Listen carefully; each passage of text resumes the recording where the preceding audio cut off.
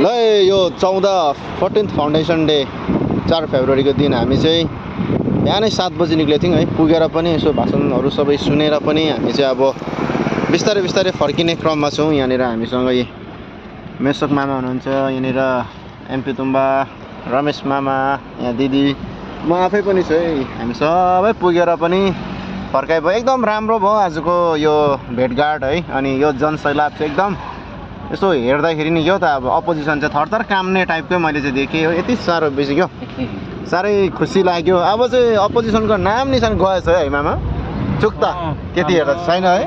के हेर्दा यो अब 29 चाहिँ कन्फर्मै भयो, दुःख परेन है। अब हामी चाहिँ जस पुगेर आयौँ हो। अब कतिजना तपाईँहरू पनि पुग्नु भयो होला, राम्रो भयो होला तपाईँहरूको पनि आजको यात्रा हो। हाम्रो चाहिँ एकदमै राम्रो भयो, खुसी लाग्यो। अनि हामी चाहिँ अब फर्क्यौँ है साथी हो। यसरी सबै कुरा सकिएर चाहिँ यहाँ आउनेहरूको पनि ताँ त्यतिकै छ। अझै आइ नै रहनु भएको छ हो, कसै पुग्नु भएको छैन। हामी चाहिँ पुगेर पनि फर्क्यो।